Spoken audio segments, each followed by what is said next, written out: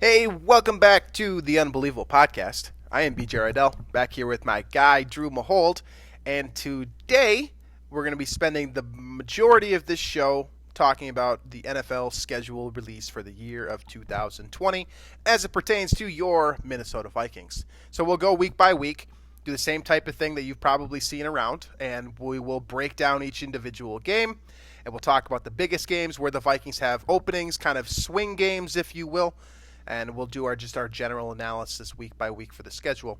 In addition to that, and I imagine this is probably going to be a trend for the foreseeable future here, we'll start going through some of the prospects, 15 of them, plus the undrafted guys that the Vikings brought in, and we'll take a deeper look into these players, give you more firm analysis as opposed to the highlights that you can read off of Google. And today we're going to start with Nate Stanley, the quarterback from Iowa. Because I read the comments section on Daily Norseman, just like I said, and I made an agreement with one of our listeners on there, or former listeners, I suppose. Oh. And I told him that I would go deeper into Nate Stanley because my analysis was not up to snuff, and I agree with him to a degree because I hadn't watched nearly enough of his film. I'm coming back here with 3 games full. I watched every piece of meaningful football that Nate Stanley played at Iowa last season, so I feel like I can give a more constructive analysis of his play and kind of his future in Minnesota and the NFL as a whole. So that is the game plan for today. Let's start with the NFL schedule, and we'll finish the show off with Nate Stanley. So, unless you live under a rock, you are well aware that the NFL schedule was released over ESPN. What was it, about a week ago now?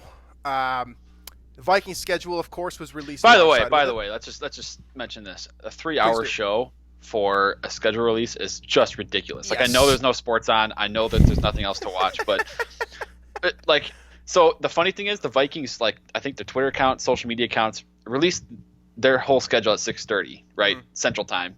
The show started at 7, so everybody knew already before the 3-hour show started. I didn't watch any of that because I already knew what I wanted to know at 6:30, and a lot more based on the leaks that we saw on Twitter and whatnot well before 6:30. So I guess kudos to ESPN for using that 3 hours to tell people what they already knew. Did you see I saw, do you follow the account Awful Announcing? Yeah. Do you know what I'm talking about at least? I know for sure what you're talking about. I don't consume a lot of the content, but yeah. Yeah, so they do, if you're interested in this, they do a lot of kind of media releases for media people, right? So, like, for example, when Master Tesfassian, the guy who used to work for the Star Tribune, now works for Bleacher Report, when he signed his extension, they released the information about his extension with Bleacher Report. So that's kind of what they do. They did an interview with Scott Van Pelt recently, and Van Pelt was talking about kind of how you do SportsCenter when there's no sports. And essentially what he said was hilarious because, first of all, it's Scott Van Pelt, and he's just an inherently funny person. He's just fantastic anyway. Exactly, yeah. And he was just basically saying, we're going to bleed this dry as much as we can. Like, it's hard to fill hours of content. So in this situation that we find ourselves in during quarantine, or, if you're in Arizona, I don't know what you're in now, then there's just not that much content to work with in the first place. So you have to do 3-hour shows on the NFL schedule release because people are going to watch it. And the fact that you guys have consumed so much NFL scheduling stuff already, and I shouldn't say you guys, I should say all of us, and we're going to continue to look at it and have interest in it, I mean, that says it all. You can sell ads for that stuff. So as ridiculous as it is, I mean, it's not wrong either.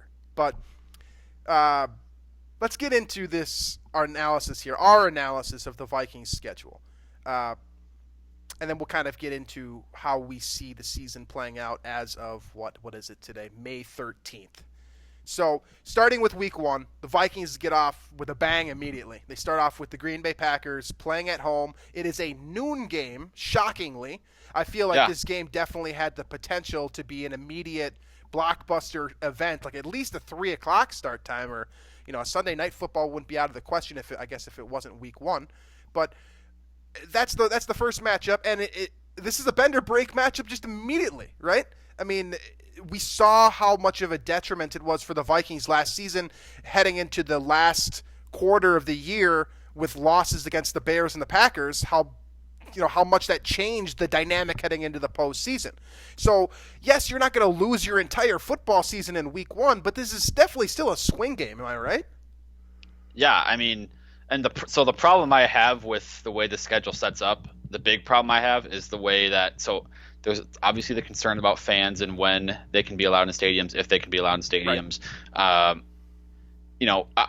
My thought is that the NFL is going to try and make it as fair as possible. So, for example, right now, LA County just extended their stay at home until through the end of July. Let's say they get extended through September or something. I would imagine that would mean the entire NFL will not allow fans through September, right? They're not just going to screw over the LA teams like that. My opinion. But with that said, so the Vikings have, I think, their two toughest home games in the first 3 weeks of the season. Green Bay, Tennessee, in week 1 and week 3. So I don't like that about the schedule. If there is, let's say, first 4 weeks, no fans.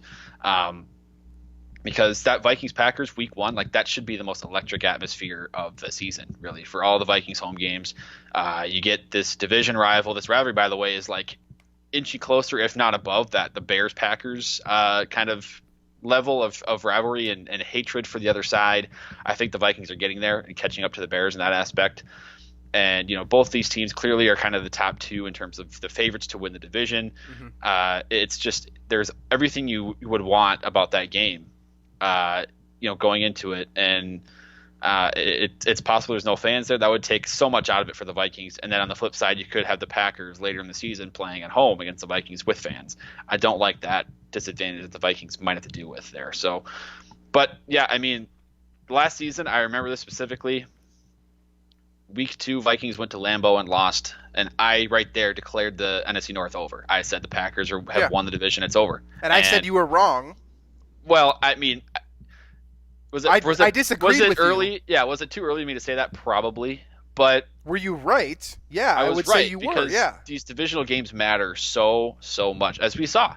Vikings were really good against teams not in the NFC North last season, but they lost to the Bears twice, lost to the Packers twice, 2-4 in the division, and then they finished 10-6 and don't get a home playoff game. That's going to be the difference most of the time. Is he's getting a home playoff game? That swing is decided by winning your divisional games. So that week 1 game, it's not going to be make or break because the Vikings made the playoffs last year, but it will be critical to their chances of actually playing a home game in the playoffs. Right. Okay. So we can agree then that this isn't make or break in terms of making the playoffs. However, this could ultimately prove to be the difference in a wild card versus a division win, which I certainly agree with, and I think most of you listening probably agree with as well. This is as important of a game as you're going to find, and this is the hottest ticket in Minnesota too, by the way. Just for the record out there, I understand that there may not be seats available, the Vikings might not sell seats to this game based off the circumstances that are, unfortunately that we have to deal with as a community here. But this is still this is the biggest game. This is the game that the Wilfs make the most money on. So from that perspective, I know it doesn't affect the on-field performance, but from just the amount of money they could lose on just ticket sales by not having fans at this game, that sucks. So I think the point that you made about, earlier about how you're playing this game so early in the season, and we can almost guarantee at this point that the first couple weeks are not going to be played with fans, if they're played at all. That at least that's I'm not just that's the way it's going because that's the way it's going. Yes, I can't see the NFL just telling the LA teams, "Oh, that sucks for you. You can't have fans." Oh, the Chargers have been doing that for a couple years now, but you can't just say the LA teams just don't get their fans, and then the rest of the league does. Right. And it looks like that's the way it's going based on the way things are being governed in California. That they're on lockdown mode for a while now. So right? This is going to affect Georgia, Texas, all these other states are opening up all the way, pretty much. It's just so different, and I can't imagine the NFL would screw over a team based on differences in governing. They literally can't.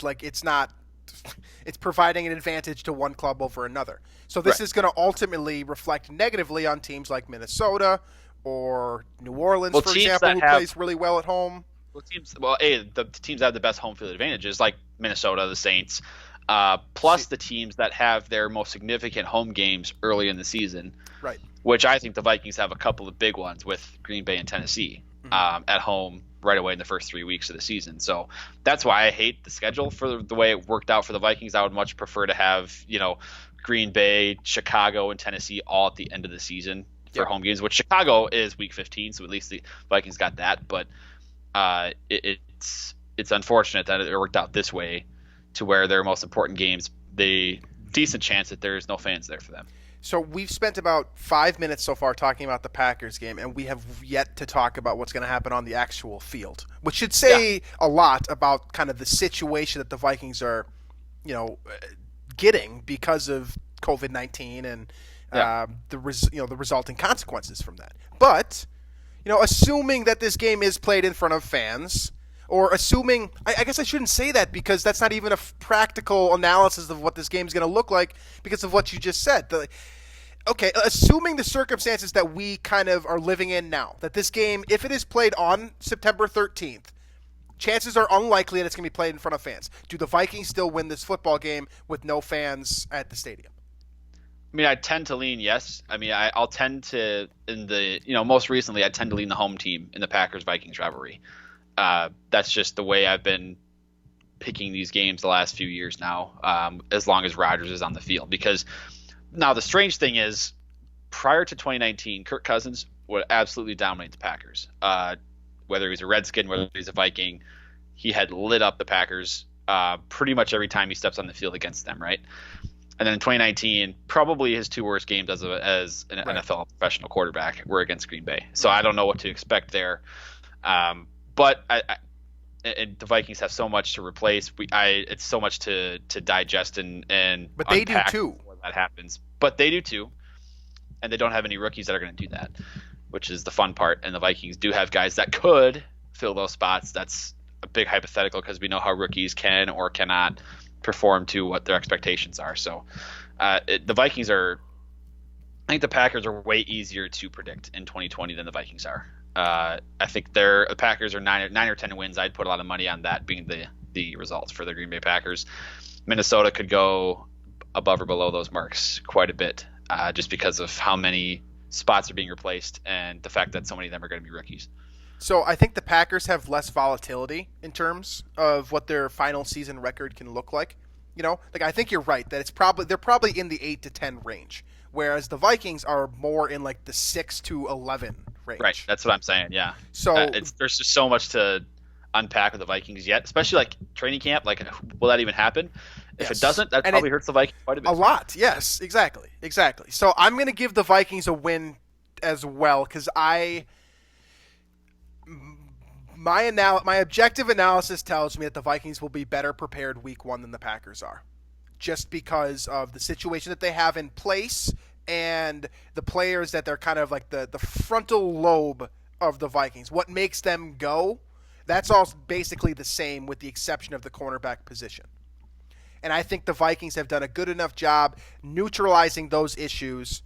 Given the fact that the Packers didn't draft an elite receiver to burn the Vikings more than Devontae Adams is, if you slow down Devontae Adams, you might be able to slow down this entire offense because the running game is very good. That's also where the Vikings generally play well, too. And I expect them to defend the run well again this year. Especially if there's less carries being given to Aaron Jones, which it sounds like there is. Kills the Vikings, yes, exactly. So I'm going to go win against Green Bay as well. Let's move on to week 2. It's against the Colts. Far less fun game just in terms of like a rivalry matchup. It could be fun, though, because Phillip Rivers is playing quarterback for the Colts. That could be fun. That's an excellent point. I was looking through, I don't know if you ever do this, but once in a while I go down a rabbit hole of like my own tweets where I go through I look through kind of situations that occurred and then see what I said during those situations. Okay. And one of my tweets from last year was about Chargers football games because I watch the Chargers every single Sunday if I had the opportunity to because they are the most electric team in the world to watch with under 2 minutes in the game. No pun intended. Electric Chargers. You stole my line. And Phillip Rivers is the backbone of what makes them exciting. So that's a good point. But Indianapolis, historically, not that much fun. They're playing on the road at Lucas Oil. It's an AFC opponent. The game is considerably less meaningful relative to a 17-week schedule, of course, and 16 games. But it could be fun. I mean, you're going to see a lot of new faces in this Colts organization as well. Phillip Rivers, of course, being the highlight there, but you've got Michael Pittman coming in now as well to play wide receiver. The T.Y. Hilton era could look a lot different moving forward.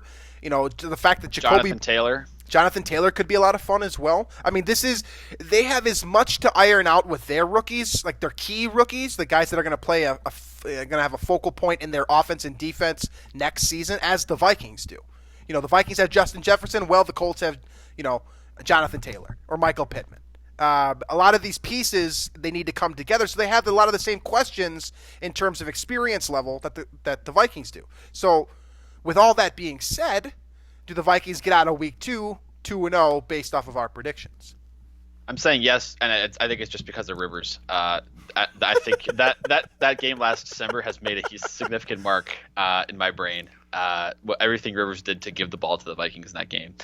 The Colts are different. I get that, and their roster is actually really good. I will eternally be sad about Andrew Luck retiring, just as that roster got good. Yeah. But I just don't. I don't. Rivers at this age, it seems like his game has dropped off significantly. I would not have paid him $25 million. So I'm going to go with the Vikings here on the road, which I don't like doing most of the time, but I do with Phillip Rivers. Okay, I want it on record that I do love Philly cheese. I think that he's a Hall of Fame quarterback, and he's outstanding. That being said, if he plays like he did last season, the Vikings are winning this football game. Yeah. It's not just the matchup against the Vikings last year. It's Phillip Rivers versus the world last year. It was a 2-minute drill every single week. If you are going to go back and watch film from 2019, make sure you put on the Los Angeles Chargers, because it is the most exciting football you're going to find if you can be an objective fan about it and you don't care about the outcome of the game. Because the Chargers, every week, it came down to about 7 points, it felt like, and Phillip Rivers always shit the bed. It was every single week. They needed to score, put together a drive in the last 2 or 3 minutes, and every time there was a spectacular fail. It was a back-breaking interception, like within 10 yards of being, a game-winning touchdown every single week. And so I expect the same thing. I mean, Harrison Smith and Anthony Harris are still out there as far as I know.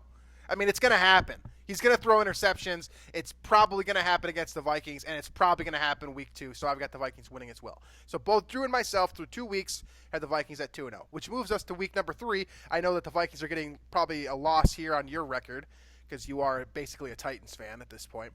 The Vikings host the Tennessee Titans at what is likely to be, as we have now recklessly speculated, likely will be an empty stadium at US Bank. How do you feel about this matchup? Yeah, I'm picking Tennessee, and now. Of course. So okay, let's rethink about this. All right, Tennessee entered the AFC playoffs last year. They won. Who'd they beat They beat the Baltimore Ravens on the road, right? Beat New England on the road. Ended the New England Patriots, essentially. Ended the dynasty. They did. That's funny. Then they went to Baltimore and beat the number 1 team in the AFC on the road. And then I guess for 2 quarters, 2.5 quarters, 3 quarters, they battled with Kansas City on the road. But okay, the big reason here is Derrick Henry against the Vikings interior defensive line. I don't know who. I mean, Shamar Stephen, Michael Pierce is a good addition, definitely, on the interior. Still question marks there, though. There's still definitely question marks, and the Vikings all last season struggled to stop the run. Aaron Jones went all over him. Seattle went all over the Vikings. Damian Williams for the Chiefs did. That's the reason they lost so many games last year. And Ryan Tannehill, when he's not hitting it off, is actually very efficient throwing the ball. At least he was in 2019. So going Tennessee, they don't seem to have a drop-off in performance on the road. And I don't think they'll be as affected in a home environment, if there's fans there, as maybe other teams would. So to me, the swing element of this game is whether or not there's fans in the stadium. Straight up. I think that makes all the difference in this game, because if you have fans screaming at Ryan Tannehill, he does not operate as well. Straight up. He just doesn't. Like, look it up. You can't fact check me on that one. Ryan Tannehill is not as great away. So probably true. It is facts. And the way that Tennessee operates, I mean, they just basically play the same they try to do the same fundamental style of winning as the Vikings do. They just do it better, straight up. Like they try to run the football and allow the passing game to sort of manage the clock. Play action, deep ball. Tannehill was tremendous last year. Their offense is very similar to the Minnesota Vikings. But they just did it better, and they did it considerably better. I mean, they, like you said, they beat New England, they beat Baltimore. Until further notice, they're as good as anyone in the AFC.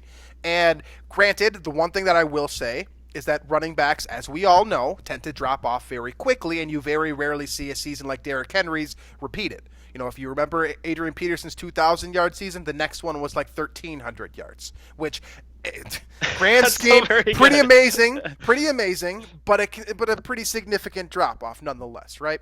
So I'm going to give this one to Tennessee as well, against my better judgment, just because I'm going to assume there will be no fans there, and to me that gives Tennessee the edge because they're playing on a neutral field, essentially, as opposed to an away field, and that, to me, is the difference against Tennessee. Which leads us to Week 4.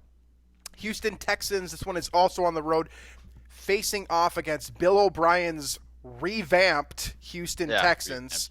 No DeAndre Hopkins anymore. He now plays for the Arizona Cardinals. Deshaun Watson is still your quarterback, and now Laramie Tunsil is paid about double what he was making last year. But that's essentially – this is the Titans from last year minus their best offensive skill player, basically. And to me, I would lean that this is a – you know, if you're going to play on the road in Week 4, so beginning of October, I feel like this is a pretty good matchup for the Vikings. Yeah, I weirdly like Minnesota here, and I won't pick the Vikings on the road against good quarterbacks. But I just don't trust Bill O'Brien straight up. I don't. And what he's done with this team, like he has – I don't get it. And, like, I'm trying to – so he adds David Johnson, right? Mm-hmm. Where is he going to fit in with – Lamar Miller's still a thing, by the way. That's a person. I think he's a free agent. I think they let him go. Okay. Duke Johnson's still there. Yep. And then, like, Will Fuller's not playing because he's going to be hurt. Yeah. So I don't see – it's almost like – he's like Bill O'Brien's like, okay, Deshaun Watson, do what Aaron Rodgers does in Green Bay, just have no weapons at all. And he has Brandon Cooks, which they traded, the house for, by the way. But yeah, they did. I'm going Minnesota. If DeAndre Hopkins was on the roster, I might think differently. But the fact that the Vikings, I feel like the corners for Minnesota, what is on the roster, could actually match up okay with what Houston would offer in that game in terms of receivers. It'd be Cooks, Stills.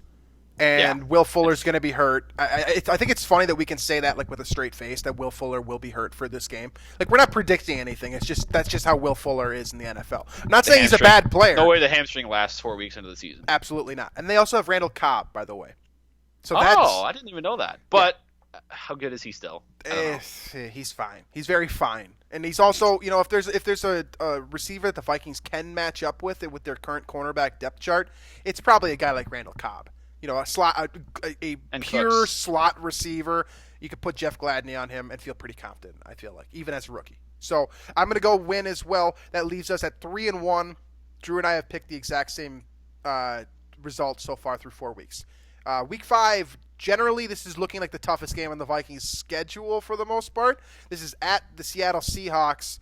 However, we've just complained a bunch about the Vikings not having the ability to have fans in our stadium for our most important games. Well, this is an opportunity here where you can play at CenturyLink Field, which is known as one of the most difficult places to play outside of Kansas City, basically. And they do think that their home field advantage is better than Kansas City. By the way, their Twitter fans will let you know every single day if you say otherwise.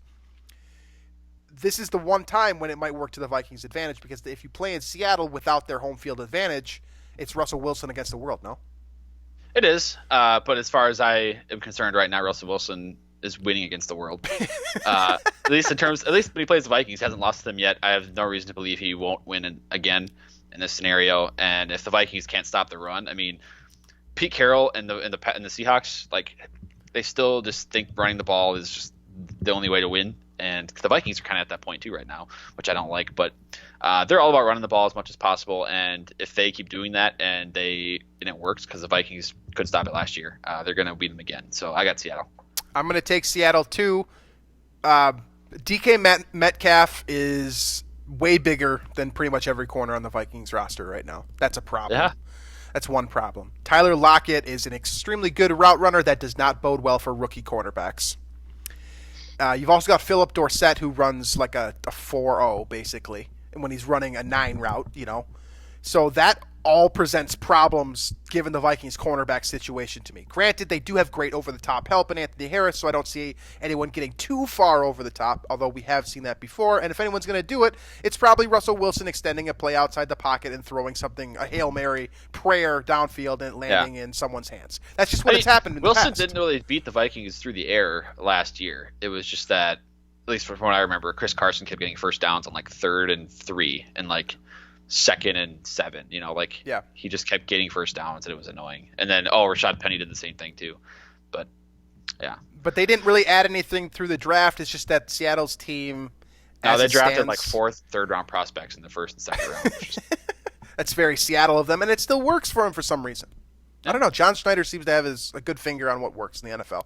But I'm going loss as well, so that brings the Vikings to 3-2 through 5 weeks, leading into Atlanta at home, a team that every single year, and they make me sound so stupid as a fake analyst, because I think Atlanta's going to be a Super Bowl contender every season. Every single year, I go into the year and I say Atlanta's got a former MVP quarterback, probably definitively the best wide receiver in the NFL. There's arguments for other guys, but Julio Jones is definitely right there, right? Then you've got great other pieces on Atlanta's roster as well. You can't look past what's the Alabama wide, Calvin Ridley. Really? They also have Laquan Treadwell, by the way, so it's a Laquan Treadwell revenge game. But again, Todd Gurley is there now. You heard it all offseason. They now have 10 first-round picks starting on offense now. Yeah, and they added Todd Gurley, and it's like, and yet they still find a way to be bad every single year, and so. How does Dan Quinn still have a job? Is he still the head coach? He is, yeah. He has not been fired yet. They also added Dante Fowler, so that's another first-round pick, by the way. So, this team, they drafted A.J. Terrell, who we both liked as a cornerback coming out. I don't think there's any I didn't like him at 16, but yeah. Yeah, he's a good player. He'll start his rookie year. They're still going to find a way to lose to the Vikings, like they always do. This is a good team. Mike Zimmer owns Matt Ryan, so I have no concerns about this game. Neither do I. I'm saying Vikings win as well. Again, this is a home game. We are in week 6 by this point. This is mid-October. I think there's a potential that we have fans at this point too. And then the Vikings get a very timely bye after week 6, by the way. So Drew and myself both have the Vikings going 4-2, heading into a week 7 bye, which ultimately leads up to another game that will prove to be very important, but won't feel very important in the moment. Well, it will feel important because it's against Green Bay, but because it's week 8 and not week 16, you won't think of it as a decisive matchup in terms of playoff position. But this game, again, this is very important. This is being played at Lambeau Field, and as I just mentioned, we're now into November, and there very well could be fans at Lambeau Field, whereas the Vikings, as you said before, Vikings may not have fans in their stadium, which kind of creates somewhat of an unfair advantage. However, you are playing against Green Bay. We've just assessed them earlier. This is not a very complete Green Bay team. It's a very good team that has Aaron Rodgers and has a questionable coaching situation. Packers fans are going to say 13. They're going to scream 13-3 at me until they're blue in the face. Well, but they were dominant against the Vikings last year for 1 quarter out of 8. Like, there was the first quarter of that first game. Yes. And they weren't dominant against anyone, by the way, for 4 quarters. No one. It wasn't just the Vikings. It was no one. They just ended up winning 13 out of 16 games somehow. I don't know how they did it. And I don't know how they're going to do it again this year. And I just pegged them as a 9 or 10 win team. So to me, I think this is, again, a very winnable game. But history tells me the Vikings are going to lose this game against the Packers. At Lambeau, I don't. I rarely pick the Vikings at Lambeau unless it's a scenario where Rodgers is out or something like that. I'm picking Green Bay, and I see the Vikings and Packers splitting just because I think they're very evenly matched right now, and we saw that last year even in both games, right? The Packers got out to a hot start in that first game. Vikings brought it back, and without a couple mistakes from Kirk, Vikings probably win that game. And then, the other game, Vikings had absolutely no offense at all, but the Packers couldn't pull away at all. Like, it was just an ugly game both ways. Turnovers on both sides of the field. Packers pulled away with a late touchdown run by Jones. Otherwise, it was a close game, too. So, I'm just going to take the home team in that matchup until further notice. Yeah, I'm fine with taking the Packers there as well. That puts the Vikings at 5-2 through 8 weeks. 4-3. 4-3. You're right. Sorry. Math. Moving on to Week Tough. 9. Counting is hard. Week 9 against Detroit. This one is at home. Do we have to talk about this one? I don't think so, no. I think this is just a win across the board. Detroit at home is a win 95% of the time. Yeah, that's how it's been That's for Golden the last Tate 20 slipping years. into the end zone on you. And that's what it takes for Detroit to beat Minnesota at home. So until further notice, yeah, I think this is a skippable game. Someone will be mad about that. That's okay. Next one, Week 10, is at Chicago. Reading is hard now. This one's at Soldier Field. We know how the Vikings play at Soldier Field. Again, just like we didn't have to talk about the Vikings for sure winning at home against Detroit, I don't think we really need to talk much about the Vikings playing at Chicago, because even if Chicago fields Rex Grossman now, they're still going to find a way to lose at Soldier Field. Yeah, Chase Daniel didn't rip them apart last year. It's just that the offense never does anything at Soldier Field. If you look at all these losses over the years, it's because the offense just doesn't show up, Minnesota's offense. So I'm going to pick the Bears at Soldier Field until, I don't know, the Vikings offense does something well at, like, even the Case Keenum year where they did win randomly out of nowhere. Like, that game was just close because the Vikings had like 14 yards of offense in the first half. So I'm picking the Bears in that game to move the Vikings back to 5-4. That seems fair to me. And that brings us to Dallas, which, again, last year it was a huge game in terms of determining playoff position. I assume that we will run into a very similar situation with, as we're predicting the Vikings at 5-4, I imagine Dallas will probably be in a very similar position by Week 11. So, huge game. This one's played at US Bank Stadium. This is a 3 o'clock game for Kirk, who did beat them in primetime last year in Dallas. Now he gets to play at home in, quote, prime time. Not real prime time, but you know what I mean. Yeah, so I just want to say this stretch of games coming up, this is a 3 game homestand for the Vikings here. Starting in, was this week 11, I think. Yep.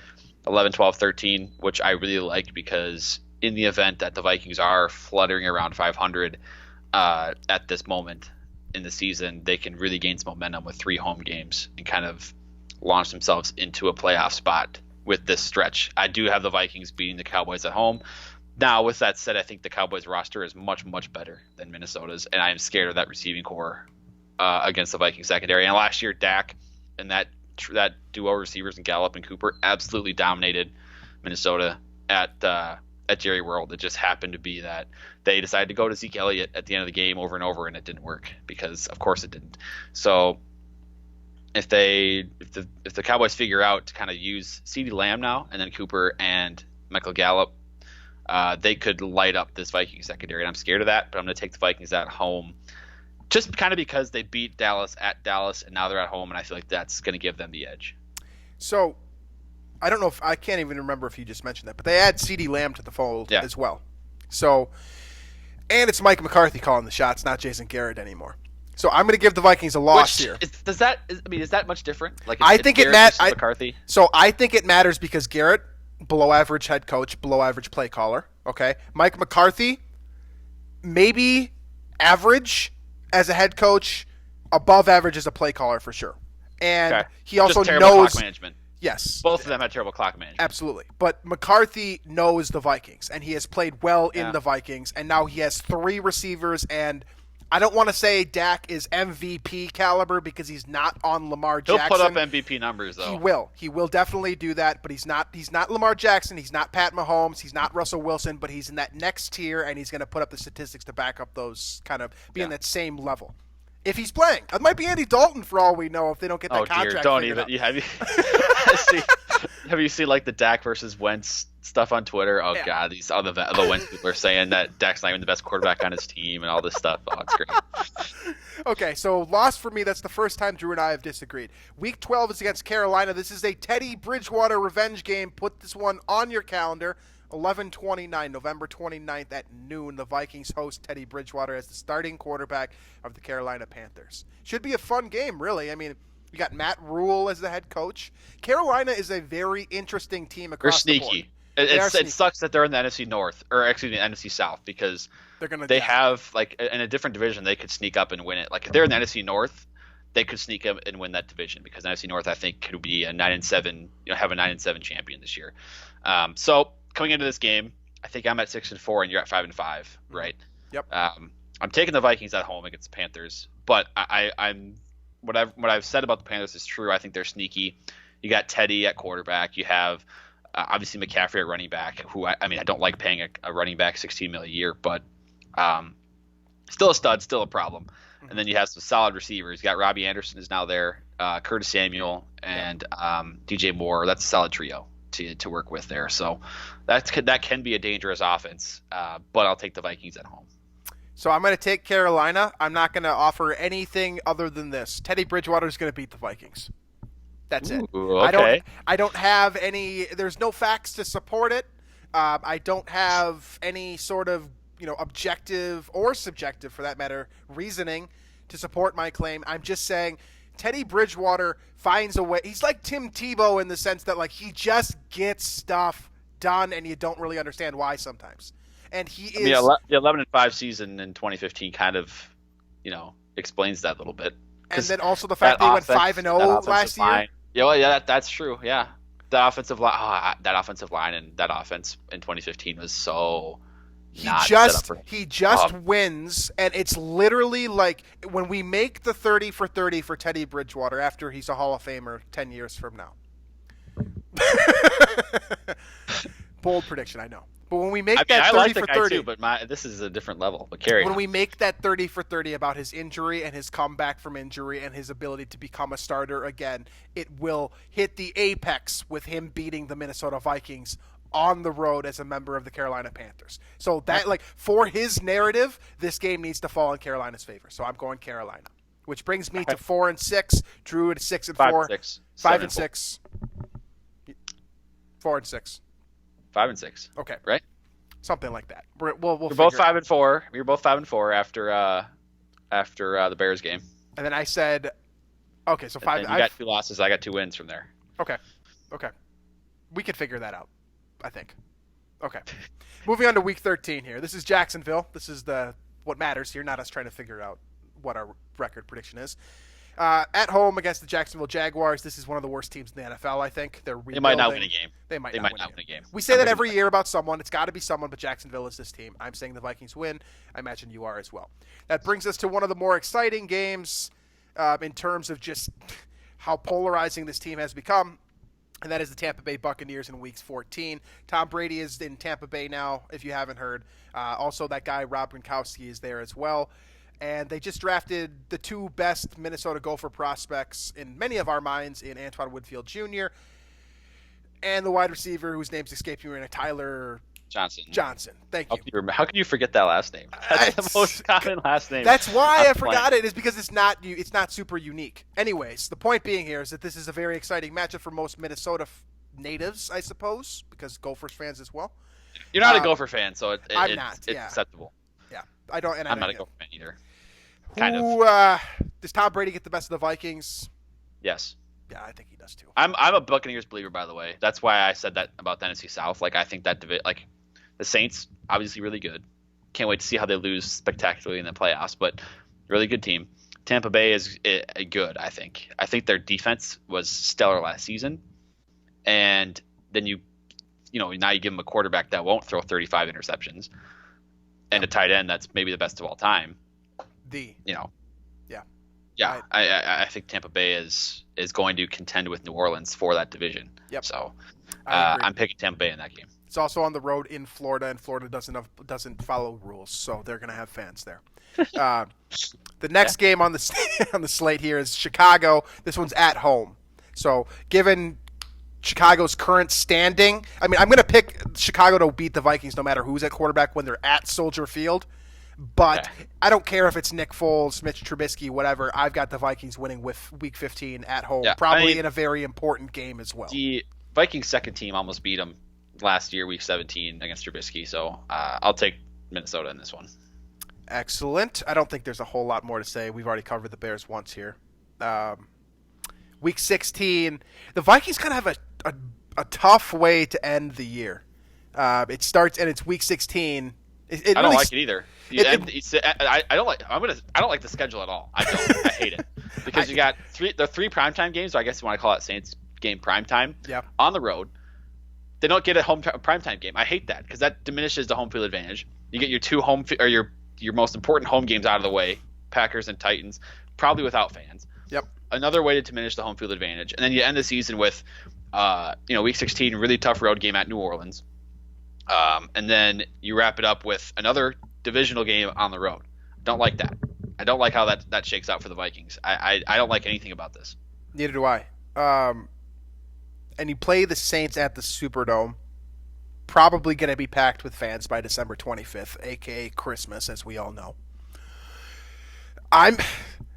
Okay, as much as everything in the world says the Saints are going to win this game, that's exactly what happened last year.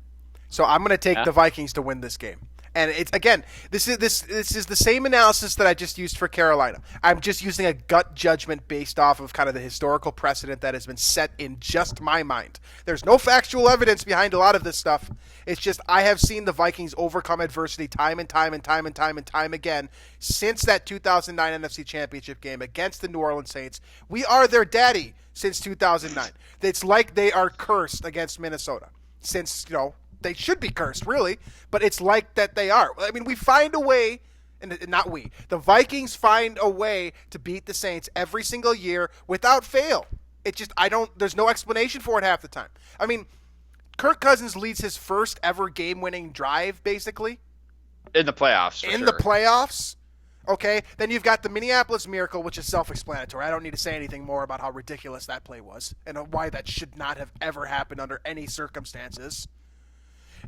The Vikings find a way to beat the Saints. It doesn't make sense. There's no PFF number for it, okay? But they always find a way to win, so I'm taking the Vikings against the Saints in Week 16.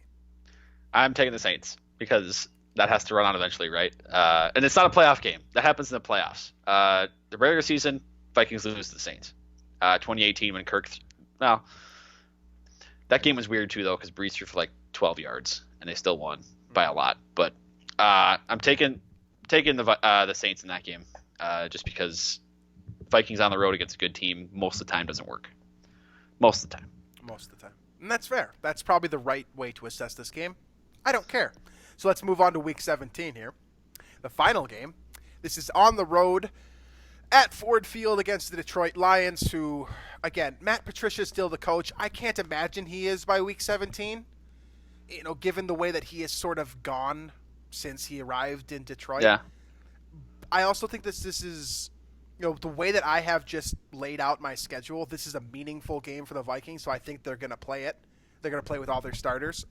And I imagine this is going to be a win. I just don't see the Vikings losing to Detroit at all this year. They're just not good enough yet, and they need to get rid of their coach to be good enough, in my opinion. I think Detroit can be sneaky. I think they drafted okay. Their roster is not terrible. I mean, they were so poor last year because Stafford was out for a lot of the season. And they had David Blau playing quarterback. So I could see the reason. I almost want to pick Detroit in this game. I'm going to take the Vikings, but I think it's closer than a lot of people think. And if you remember right, last year, Week 17, the Packers I think had to win at Ford Field to, I think, secure the number 2 seed, and they went to overtime with the Lions, and I believe Blau was still playing quarterback in that game. So they're pesky, and maybe they have renewed life with a new coach at that point. I don't know, but I'll take the Vikings cautiously in that one. So, kind of the difference maker for me is I have the Vikings coming into that game at 8-7, based off of just the analysis. I think I'm at 9-6 at that point. Yeah, so that game to me is like the difference between getting into the playoffs and not getting into the playoffs, basically. And the Vikings have, for the most part, in my lifetime, have done pretty well in Week 17. The one that comes to mind for me is the Week 17 game where Adrian Peterson almost broke the rushing record, and they found a way to beat a much better. 2015 at Lambeau. They just find a way to do it in Week 17. Basically, since the Nate Poole Cardinals game, then they've done okay with Week 17. But I think that puts me at 10-6 for the record, which is actually a lot better than I thought I would have predicted. I haven't gone through actually game by game yet and done. Right. That's actually better than I would have thought. and that probably gets them into the playoffs because there's 7 playoff teams now in the NFC. And then it looks like you're at 9-7, which is weird which for I me. also think would be in the playoffs too. I do too, but that's generally strange for me because I'm typically the one who's a little bit more optimistic for the Vikings. But both of us have them in the playoffs. Yeah. So, yeah, that's kind of what I'm looking at for the schedule. By the way, I think both of us, like both, so you're 9-7 record, my 10-6 record. I think in both scenarios that could be the NFC North win. Because Green Bay, like I said, I think they're a 9 or 10 win team, and depending on how the tiebreaker shakes out, I've got the Vikings going 4-2 in the division. You also have the Vikings going 4-2 in the division. That generally is probably going to be enough. I mean, I don't have Chicago or Green Bay's schedule in front of me, but 4-6 in the NFC North is generally going to get it done. If you split with the other team that's, contending with you. Well, it depends if they also go 4-2 in the division, I Right. mean, they're going to play the same schedule in the division. But then after that, I think it's, like, for example, where the Vikings get screwed here, I think, is the Packers, instead of playing the Cowboys, will play the Eagles this year, which I think is a much easier matchup for Green Bay, because I think the Philly roster is much easier to stack up with, so stuff like that is just, and now like Minnesota gets to play Seattle, but then on the other side of that coin is the Packers play at San Francisco, I think on a primetime night, which definitely didn't work out for them last year, both or ever. So yeah, or ever. So it's just, that's how it. Yeah, I think the Packers and Vikings will be very, very. They'll be very close and in contention with one another throughout the season for the division, and they'll finish at 9-7, 10-6, somewhere in there for the division. So let's finish up this kind of over-analysis of a schedule release, which again, ridiculous. But let's finish that up. With just where we see the NFC North. And again, it's May 13th as of this recording. So I reserve the right to change my opinion on everything I've just said by the time we get to August. But as of right now, how do you see the NFC North shaking up? Is 9-7/10-6 good enough to win the NFC North? And do the Vikings get into the playoffs? Yeah, so the way I have it, the Vikings at 10-6, I think that gives them the division. I'll put Green Bay at 9-7. They're kind of right behind them. I'll probably throw Detroit in there at 6-10, 7-9, 6-10, somewhere in there as the third place team in the division. And I have Chicago in fourth and in last place. I think they're going backwards, and they don't have a quarterback answer right now.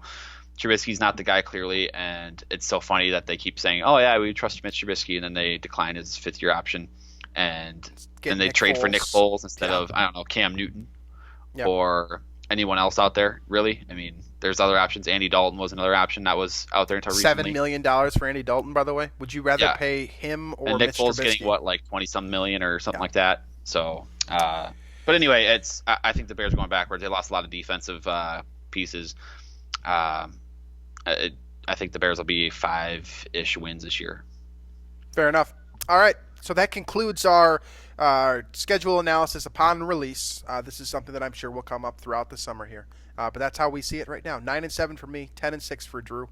And we'll see. I mean, so much can change with just the world between now and when the season starts. Too, if there's not a training camp or anything at all or any of that stuff, like, I will think less of the Vikings just because of how many rookies are coming in and how much is changing versus someone like Green Bay, who will play with a lot of the same guys just because they didn't draft anybody new. They have a couple new receivers. They have a new linebacker. Really, but that's about it. Yeah. All right. So let's use that as a bridge to our final topic here before we wrap things up and talk a little bit about one of those rookies that the Vikings brought in here, and that is Iowa quarterback Nate Stanley. You might be wondering why we're starting our analysis with Nate Stanley. And again, the reason why we're doing this is because I read the comment section and I took some heat for my analysis of Nate Stanley, which admittedly was not very good. I threw him under the bus immediately. And I'm, again, upon review, you'll hear a more complete analysis of his player, but I still think that my stance on him stands. That has not changed. It wasn't very nice, and I was very discreet about what I had to say about Nate Stanley. So I'm going to give you 10 minutes of why I don't like Nate Stanley now.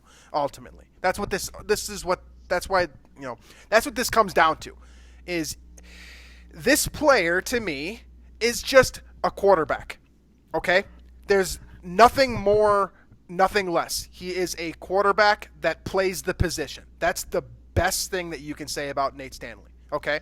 I went through 3 games, all right? I went through Minnesota, I went through Michigan, I went through Wisconsin. I went through the all-22. I saw both angles. I went through everything I could, and I used, my 2016 football IQ to evaluate this player the best I could. Then I also went through the Jordan Reed draft guide and compared my analysis versus his notes, and this is what I have came up with, okay? These are my main sticking points with Nate Stanley as a quarterback, keeping in mind, of course, is the 6th-round quarterback the Vikings drafted out of Iowa, okay? Arm strength is very good, but his touch and overall arm talent is mediocre at absolute best. His deep ball accuracy is about 18%. And I'm not making that number up. That's the number that I used off of the 3 games that I just watched him play. Anything that traveled over 20 yards in the air was either going to be intercepted or fall incomplete, probably short of his receiver. It's not because he doesn't have the ability to drive the ball 60 yards downfield. He certainly does. He has the prototypical frame for what you're looking for in a quarterback, and his size and strength is standard for the NFL. It's just that when he throws the ball up in the air, it doesn't land in his receiver's hands. That's just how it is, okay? Again, I watched Minnesota, Michigan, Wisconsin. Those are the 3 games that I'm using to kind of get my overall standing on this player. Pocket presence, very average. His awareness is not good. He doesn't see the blind side at all. And granted, he was playing with Tristan Wirfs, so he does have that ability to not even have to think about his blind side most of the time. But when he had pass rushers coming after him, he was completely unstable. He threw ducks. There was nothing good about his ability to escape the pocket, and he never sees the pass rush coming.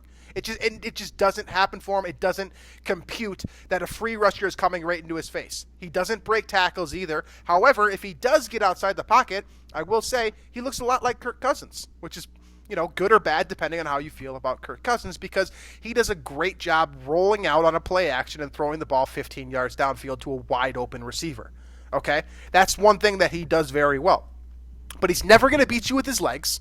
So in the contemporary NFL, it's generally good to be able to move in the pocket and to be able to move outside the pocket as well. That's just how it is now. Patrick Mahomes, Russell Wilson, Deshaun Watson, of course, Lamar Jackson. This is the standard now for great NFL quarterbacks, the mobility aspect.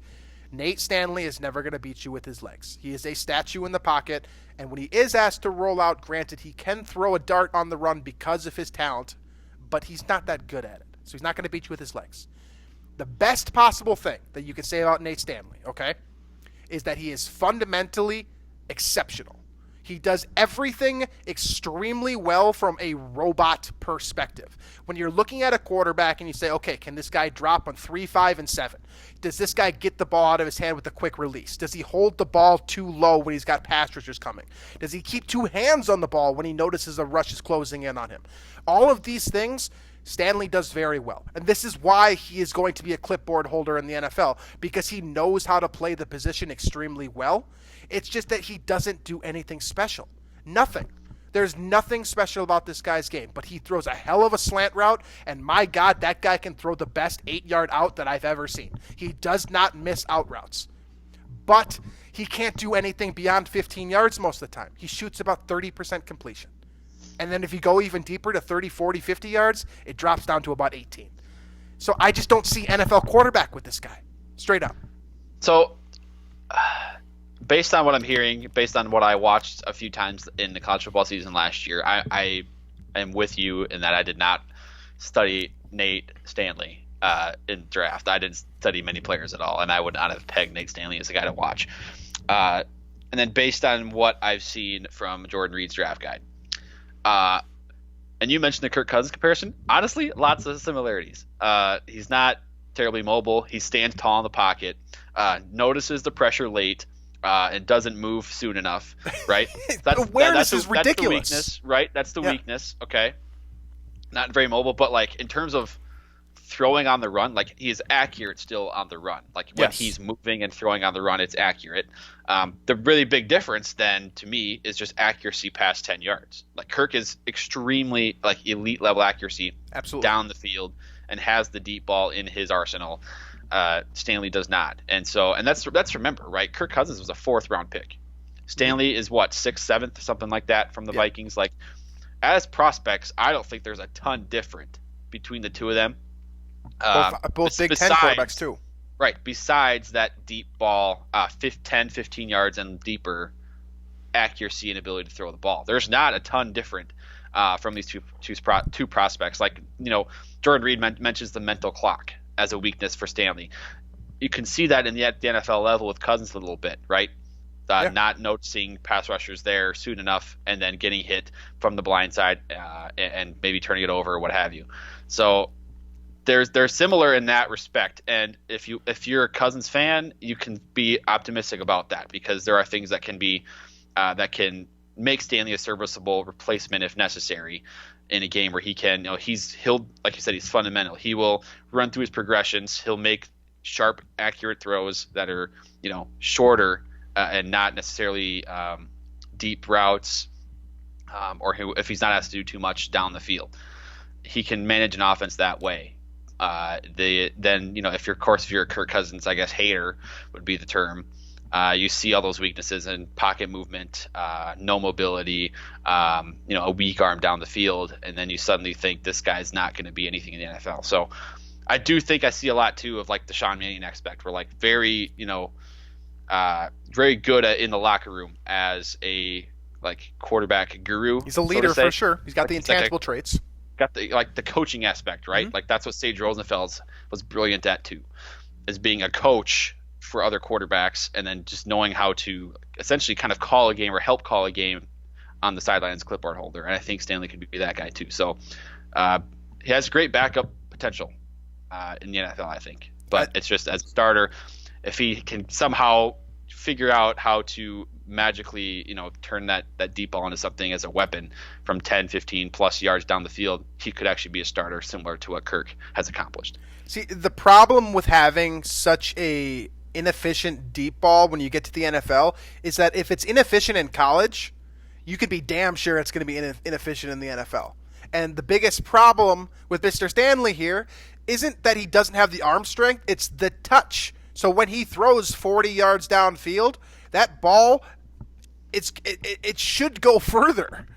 He's just not getting it there for whatever reason. Maybe it's a mental thing. I don't know. But he's just not throwing it into his receiver's hands, and he's giving cornerbacks the opportunity to intercept passes. He almost lost the game against Minnesota on a comeback route. In the end, in the red zone, but I can't remember who the corner or the defensive back was for Minnesota, but he dropped it. If he catches that ball, Minnesota wins that game. And for the record, if there is any film that justifies Nate Stanley as not just an NFL draft pick, but a potential NFL player, it's his game against Minnesota. The first two drives that he quarterbacked were absolute aces. You can't do it better. He moved the ball down the field efficiently.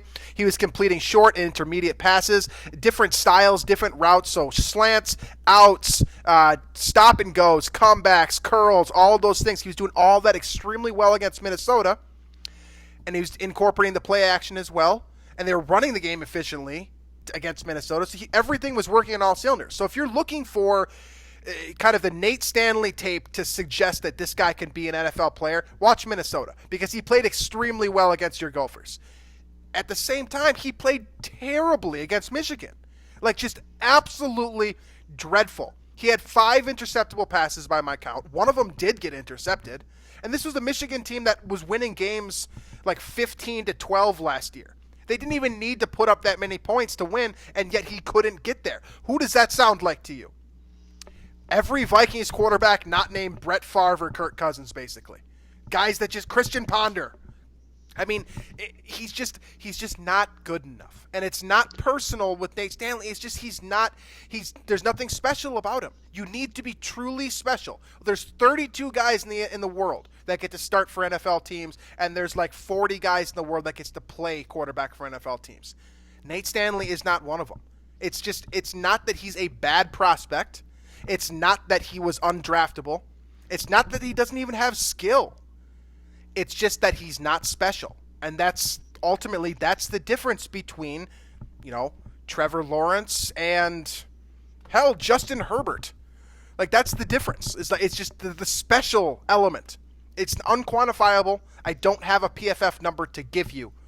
but there is a difference between players who can do things fundamentally and then players who can do things fundamentally with excellency.